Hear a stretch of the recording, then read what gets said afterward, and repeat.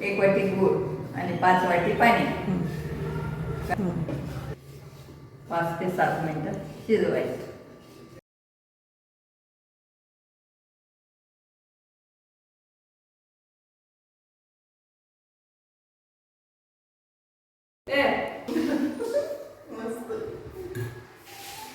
एक नंबर म्हणजे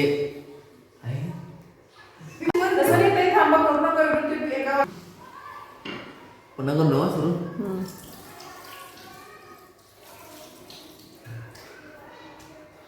शिंटी बंद झाली आहे. आमच्या आजीने केली आहे. पौष्टिक आहार आहे, सर्वांनी घ्यावा.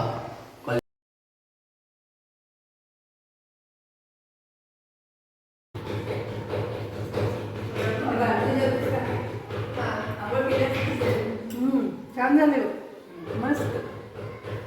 शिंगटी ही रेसिपी माझ्या आईनं बनवली आहे. ट्रॅडिशनल रेसिपी आहे, पारंपरिक आहे, हेल्दी आहे. नाचणी आणि गुळापासून बनवल्यामुळं कॅल्शियम भरपूर मिळणार आहे.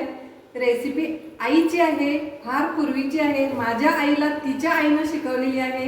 नक्की बघा आणि नक्की ट्राय करा. आवडली तर लाईक करा, शेअर करा, सबस्क्राईब करा.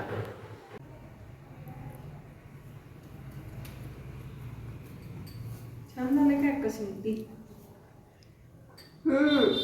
मस्त, खूप मस्त. आमच्या आईची रेसिपी आहे, खूप हेल्दी, इझी आहे. आमच्या मावशीच्या चॅनलवर आईच्या सगळ्या रेसिपी आहे.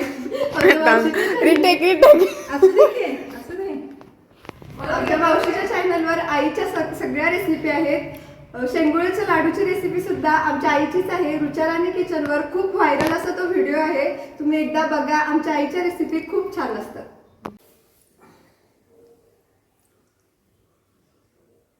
छानच झालाय. तुमच्या सासूबाईंच्या रेसिपी सगळ्यात छान असतात. रुचाराणी रेसिपीवर तुम्ही ढोकळा आणि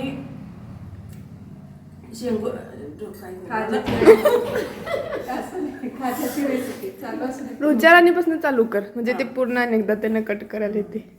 रुचाराणी रेसिपीवर आमच्या सासूबाईंचा ढोकळा आणि खाज्याचं रेसिपी आहे, तुम्ही ते बघू शकता.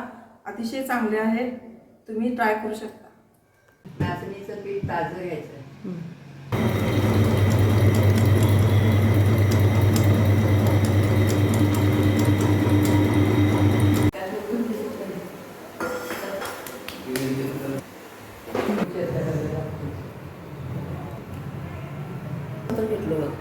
पीठ भिजवायचं, पाणी घालून पीठ भिजवायचं आणि रगून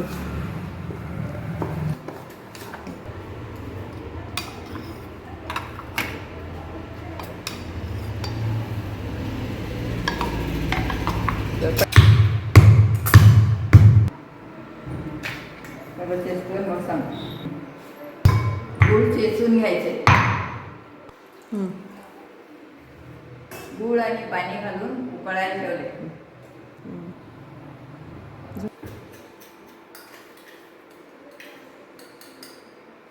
दोन चेचून घेतले आणि घालतो.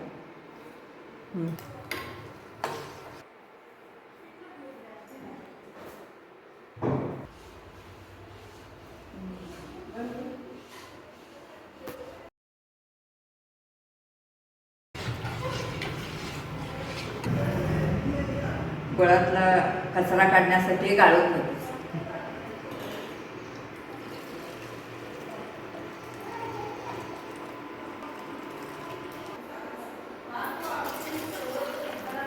पावडर घालत आहे, सुंठ पावडर घालत आहे. तिथे सांगायला पाहिजे की सगळं.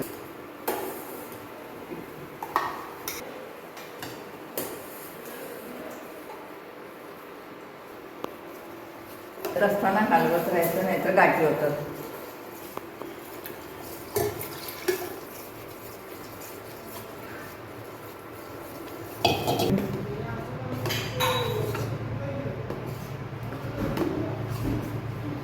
एक वाटी पीठ, 1 वाटी गूळ आणि 5 वाटी पाणी 5 ते 7 मिनिटं शिजवायचं. शिंगटी म्हणतात. आणि हे नाचणीचं पीठ पौष्टिक असते, गूळ पण पौष्टिक असते, सगळ्यांना खायला चालते. मध्ये कॅल्शियम भरपूर असते, पौष्टिक असते. आमच्या आई आम्हाला लहानपणी देत होती. ते प्रकृतीला चांगलं असते म्हणून सगळ्यांनी खायचे. गूळ थोडं कमी घातले. ज्यांना जास्त आवडतंय त्यांनी थोडं जास्त वापरलं तर चालतंय.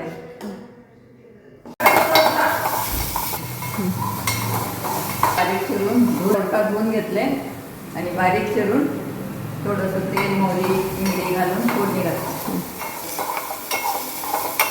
ते लोण आत्ता चेचून घेतले आहे. तिखट 3 दिवसासाठी तयार केले आहे.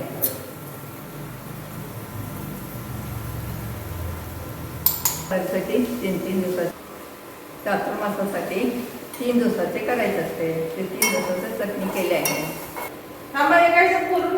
तिखट आणि पीठ चातुर्मासात 3 दिवसाचे मर्यादेचे घ्यायचे.